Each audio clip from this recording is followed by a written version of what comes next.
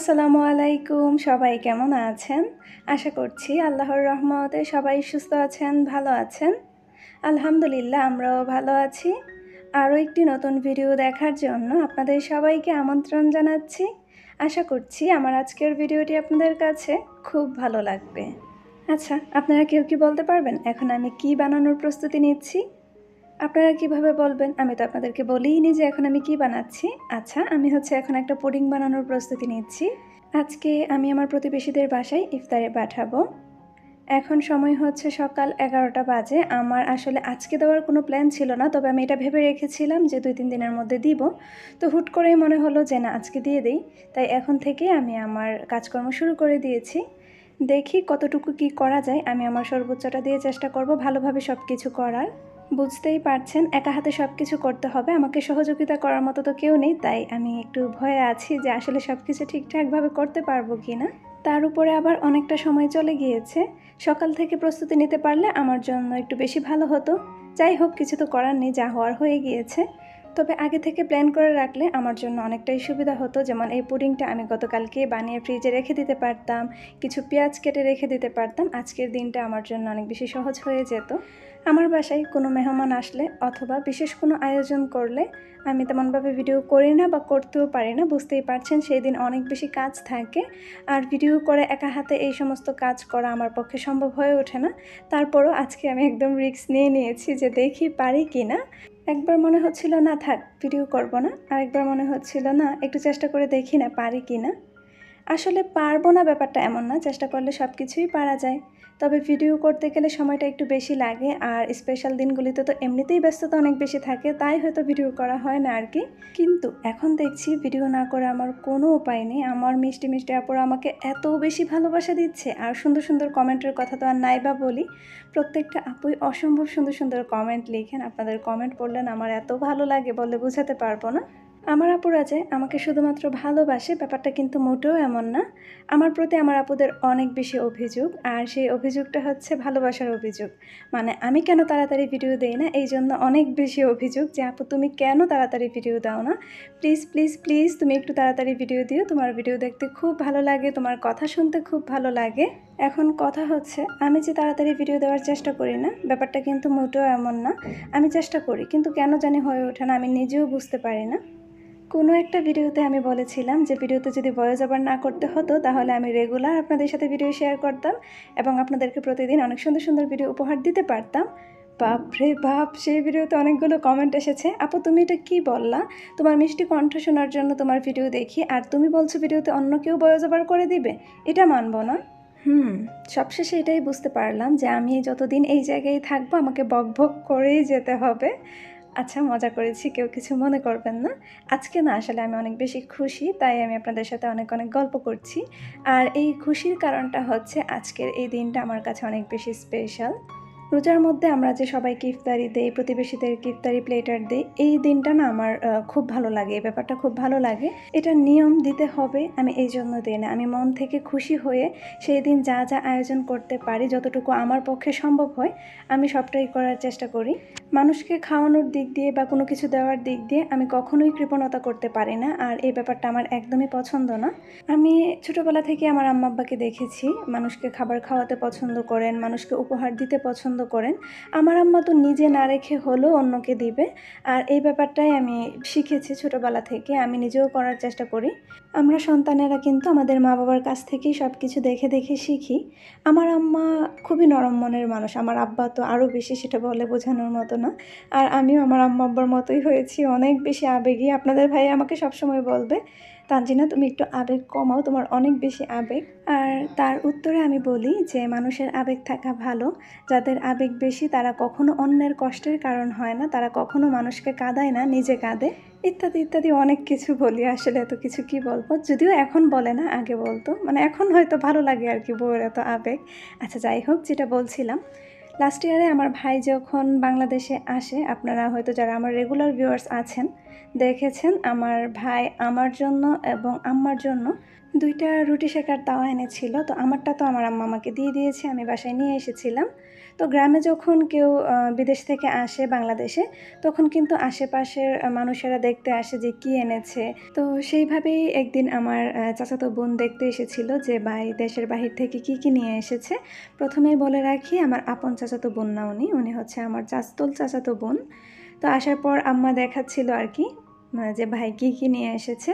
তো ওই যে রুটি শেখার তাওয়াটা দেখে আমার চাচাতো বোন বলছিল আর কি যে চাচি, আমার কাছে না এই তাওয়াগুলি খুব ভালো লাগে, আমিও একটা নিতে চাই, নিব, আপনাদের জামাইকে বলেছি, এনে দেয়নি, হয়তো এনে দিবে। তো আম্মার আবার এই কথাটা শোনার পর আমার চাচাতো বোনকে সেই তাওয়াটা গিফট করে দিয়েছে। আর পরে ফোন দিয়ে আমাকে বলছিল, তখন আমার কাছেও এত বেশি ভালো লাগছিল। আমার আম্মা আব্বা এমনই খুব নরম মনের মানুষ।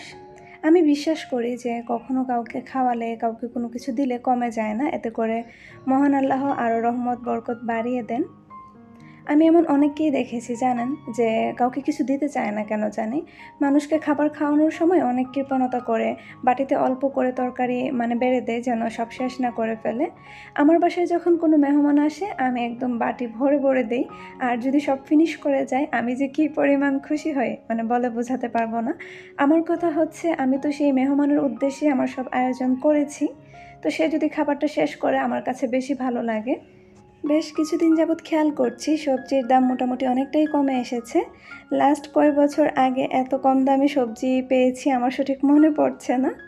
2 কেজি টমেটো 50 টাকা, 2 কেজি গাজর 50 টাকা। গাজর তো কিছুদিন আগেও অনেক দাম দিয়ে কিনে এনেছি। তবে আমার কাছে মনে হচ্ছে সবজি বাজারটা এখন অনলাইন শপিংয়ের মতো হয়ে গিয়েছে। অনলাইনে দেখবেন যে কসমেটিক্স কেনাকাটা করলে কম্বো অফার দিবে। একসাথে অনেক কিছু নিলে তাহলে কম দামে পাবেন, আবার আলাদা আলাদাভাবে একটা নিলে তাহলে দাম বেড়ে যাবে। সবজিওয়ালা মামারাও দেখছি যে 2 কেজি 50 টাকা, 1 কেজি নিলে হচ্ছে 30 টাকা। এটা আবার কেমন কথা?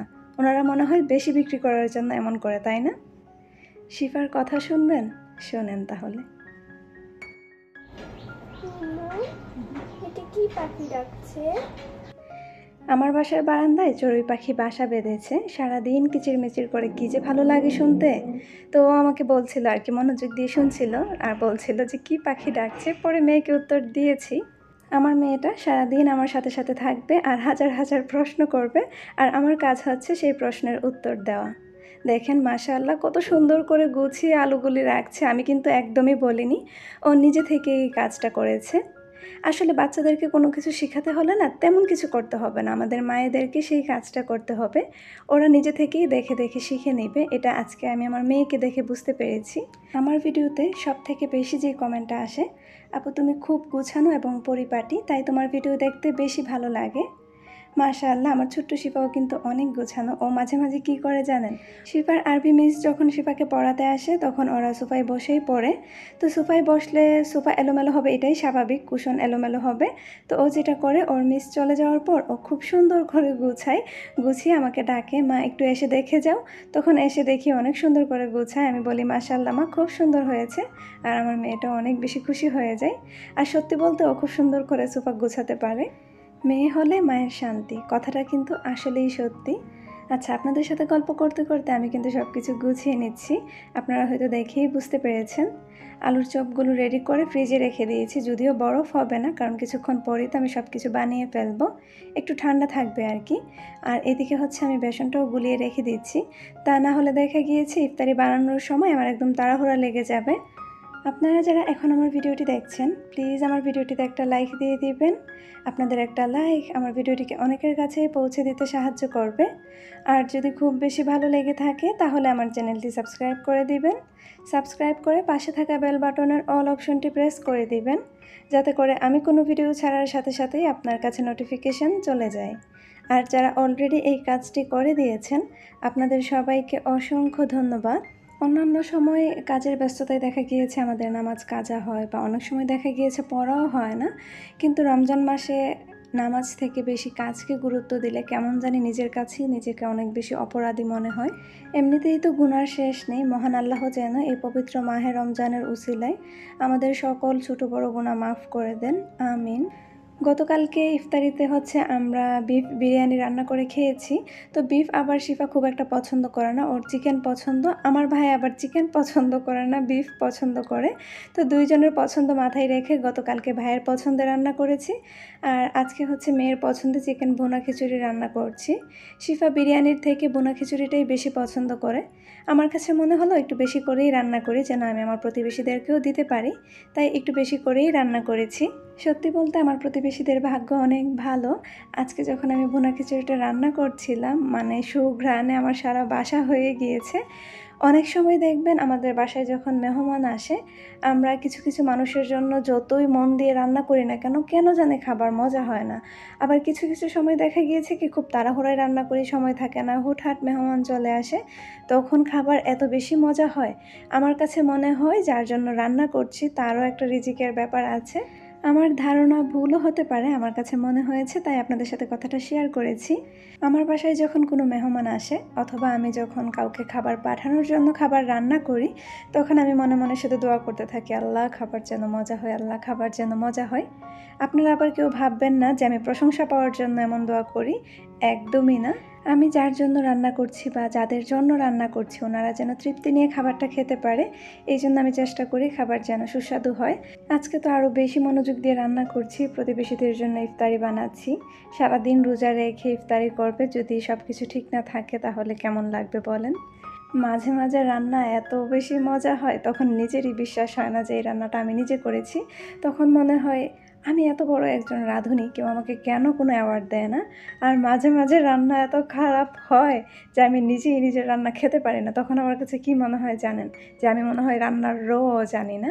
এই ঘটনা মনে হয় কম বেশি আমাদের সব গৃহিণীদের সাথেই হয়ে থাকে, যারা আমরা প্রতিদিন রান্না বান্না করি। মোটামুটি সব রান্না করে ফেলেছি, এখন শুধুমাত্র ভাজাভুজি করে নিলেই হয়ে যাবে। আর এটা আমি ইচ্ছে করেই একটু দেরি করে করছি, যেন কিছুটা হলেও গরম থাকে।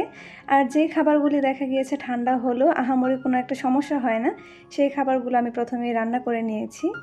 আর ভুনা খিচুড়িটা তো আমি একদম ঢাকনা দিয়ে ঢেকে রেখে দিয়েছি, এটা কিন্তু অনেকক্ষণ সময় ধরে গরম থাকবে। ইফতারের কিন্তু খুব বেশি সময় বাকি নেই, তবে যতটুকু সময় আছে ইনশাআল্লাহ আমি আমার সব কিছু রেডি করে নিতে পারবো সেই সময়ের মধ্যে। আর এদিকে হচ্ছে আমি আমার ভাইকে বলেছি যে তানিম তুমি ফলগুলি কেটে রেখে দাও। ও আবার মাশাআল্লাহ খুব সুন্দর করে ফল কাটতে পারে, আবার দেখছি খুব সুন্দর করে গুছিয়েও রাখছে। একদিকে আমি কিচেনে ভাজাপোড়া করছি, আর এদিকে হচ্ছে একটু পর পর এসে দেখছি যে তানিম সব কিছু ঠিকঠাকভাবে করতে পারছে কি না। পরে দেখি না, মাশাআল্লাহ সব কিছুই ঠিকঠাকভাবে করছে। আর আজকে হচ্ছে আমি সব কিছুরই ছোট্ট ছোট্ট ভিডিও ক্লিপ নিয়েছি। অন্যান্য সময় তো দেখা গিয়েছে অনেক কিছুই স্কিপ করে যাই, মনে হলো যে না আজকে একটু শেয়ার করি। আজকে তো আর ঘরের কোনো কাজকর্ম শেয়ার করছি না, শুধুমাত্র ইফতার আয়োজনটাই শেয়ার করছি। আর এই যে দেখেন আমার পুডিং, ওয়াও মাশাআল্লাহ কি সুন্দর হয়েছে। পুডিং মোল্ড আউট করার আগে না কলিজাটা যেন কেমন কেমন করে, যে কেমন হয়েছে দেখতে, কারণ এটা তো আর দেখা যায় না মোল্ড আউট করার আগ পর্যন্ত। তো যতক্ষণ না দেখি কোনো শান্তি নেই, দেখার পর মনে হয় যে না ঠিক আছে। এই ছিল প্রতিবেশীদের জন্য আমার আজকের ইফতার আয়োজন। এখন দুই ভাই বোন মিলে সব কিছু গুছিয়ে এক এক করে সবার বাসায় পাঠিয়ে দিব। একটা ডিশে জায়গা হয়নি, তাই দুইটা ডিশ করতে হয়েছে। এখন আমি অনেক ব্যস্ত, আজ এইখানেই বিদায় নিচ্ছি। আসসালামু আলাইকুম, আল্লাহ হাফেজ।